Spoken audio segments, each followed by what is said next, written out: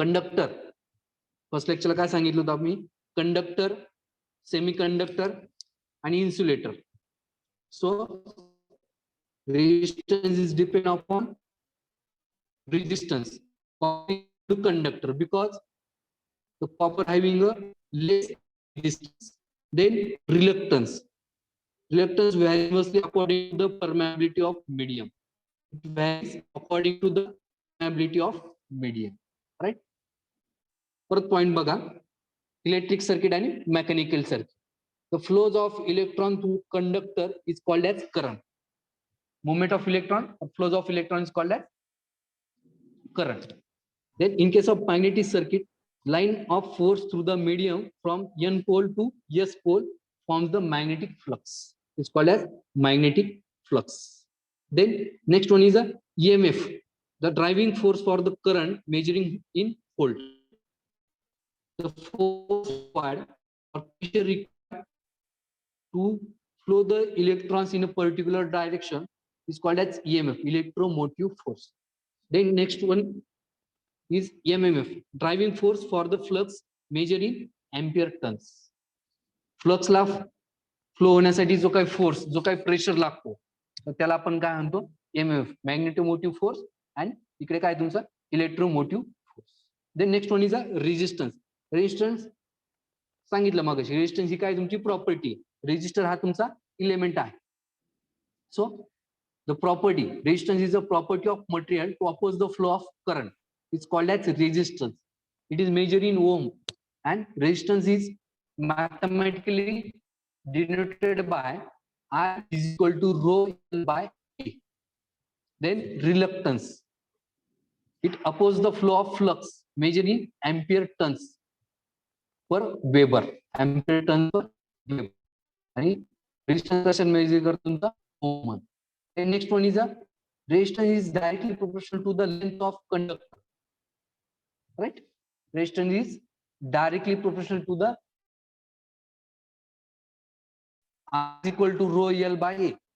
R आणि length ही काय तुमची डायरेक्टली प्रोपोर्शनल आहे. आणि क्रॉस सेक्शनल एरिया A आणि तुमचा रेजिस्टन्स हे काय तुमचं इनव्हर्सली प्रोपोर्शनल. ठीक आहे. Then reluctance is directly proportional to the length of magnetic path.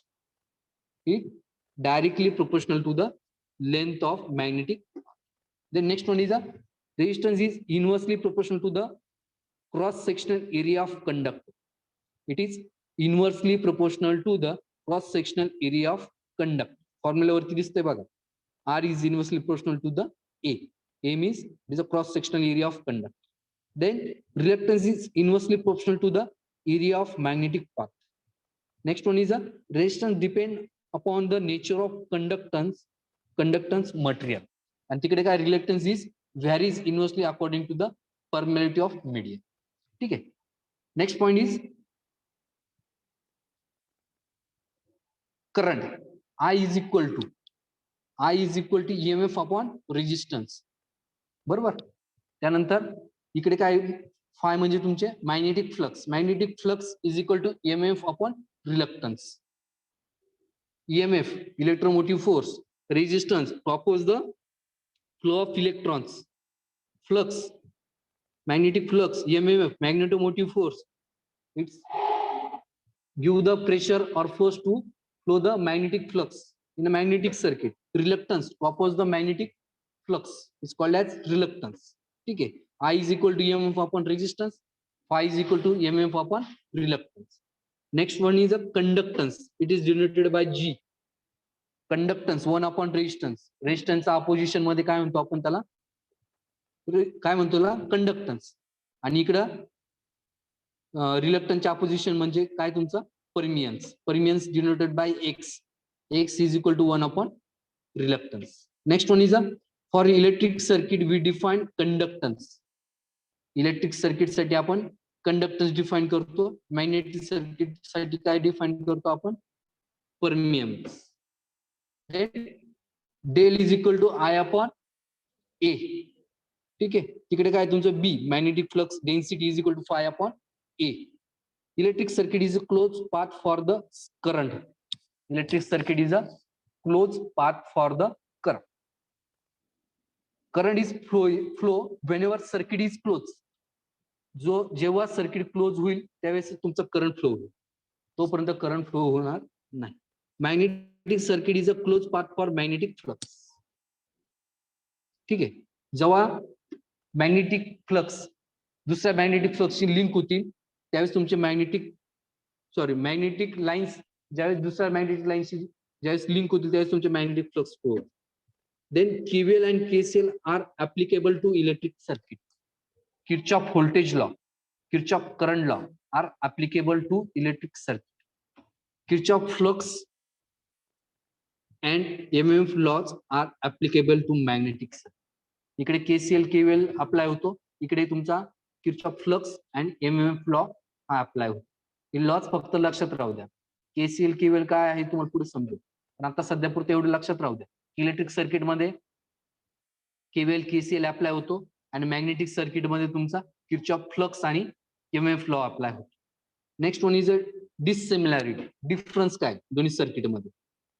Energy is required to produce current to maintain it. Energy is required to produce current to maintain it. जर electric current जर आपल्याला produce करायचं असेल तर एनर्जीची गरज पडते. Energy is required to produce the flux but not maintain it. ठीक आहे. Next one is a current does not pass through air. Current does not pass through air. Air मधनं करंट पास होत नाही. Flux passes through the air also.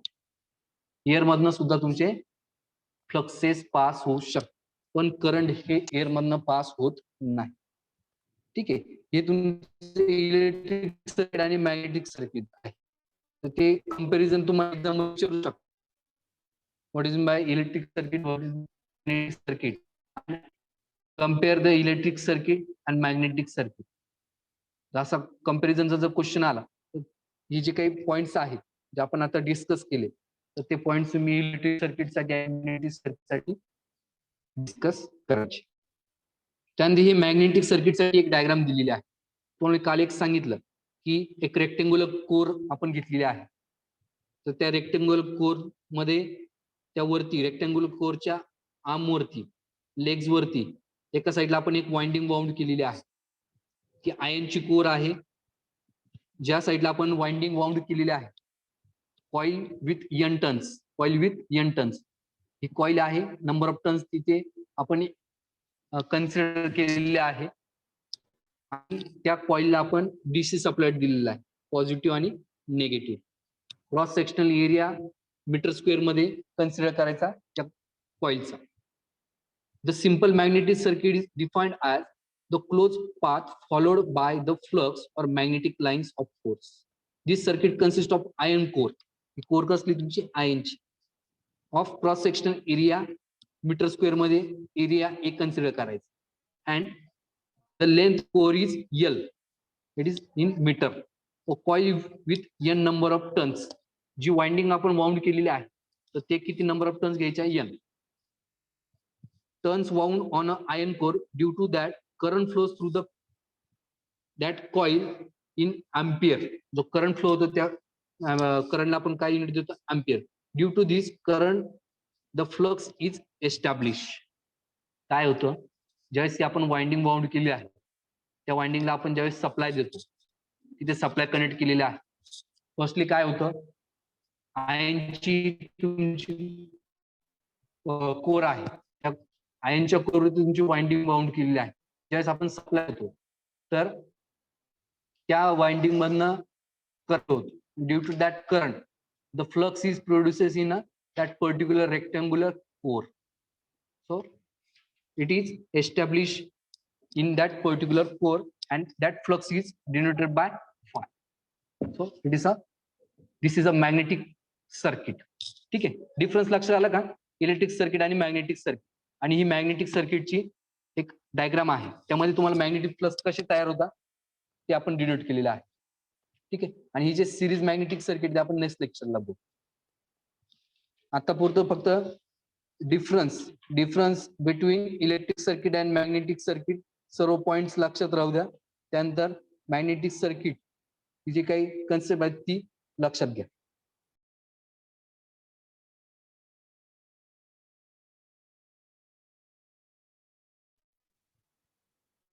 आपण numerical वाचतोय परत. And iron ring with mean circumference is 80 centimetre. दिला circumference 80 centimetre. Cross sectional area of is 10 centimeter square. Uniformly wound with a 500 tons of a wire. Determine current required to set up flux density of 1.2 Tesla in the ring. Assume mu r is 1000 for given criteria. Length दिलेली, length किती दिलेली आहे 80 centimetre, 80 centimetre. Then cross sectional area दिलेला आहे A 10 centimetre square. Number of turns दिलेले आहे. Ion कॉइलवर आयनच्या याच्यावरती जे आपण नंबर ऑफ टन्स दिले ते किती दिलेलं आहे 500 टन. फ्लक्स डेन्सिटी दिलेली किती दिलेली आहे 1.2 टेस्ला. करंट आपल्याला फाइंड आउट करायचं आहे. रिलेटिव्ह परमॅलिटी आपल्याला दिलेली आहे. रिलेटिव्ह परमॅलिटी आपण कशी डिनोट करतो mu suffix R is equal to 1000. किती दिलेली ती mu R sorry mu R दिलेले 1000. सो फॉर्म्युला आहे आपल्याकडे परमॅबिलिटी फाइंड आउट करायचा. Mu is equal to B upon H. B is flux density, H is magnetic field strength. Flux density आपण B ने denote करतो, फील्ड स्ट्रेंथ आपण H ने denote करतो. Mu zero is equal to mu zero into mu R is equal to B upon H. Relative permeability in a vacuum is denoted by mu 0. So H is equal to B upon mu 0 into mu R. आपल्याकडे flux density given आहे ती आपण टाकली 1.2 mu 0 आणि mu R ती आपण टाकली बरोबर. त्यावरून आपल्याला मॅग्नेटिक फील्ड स्ट्रेंथ आपल्याला भेटली. काय भेटली मॅग्नेटिक फील्ड स्ट्रेंथ. ठीक आहे. त्यानंतर एमएफ फाइंड आउट केला आपण एच इंटू एल राईट. तर एच आपण फाइंड आउट केल्या वरती या कॅल्क्युलेशनने आणि एल लेंथ आपल्याला गिवन दिलेली. लेंथ किती दिलेली आपल्याला 80 सेंटीमीटर. त्यावरून आपल्याला एमएफ भेटला. नंतर करंट आपल्याला फाइंड आउट करायचा आहे. आपल्याकडे फॉर्म्युला आहे F is equal to N into I. I म्हणजे तुमचा करंट. सो एफ आपण एमएफ फाइंड आउट केलाय. नंबर ऑफ टन्स दिला आपल्याला 500. त्यावरून आपल्याला करंट भेटून जाईल तो किती आला 1.52 एम्पियर. ठीक आहे.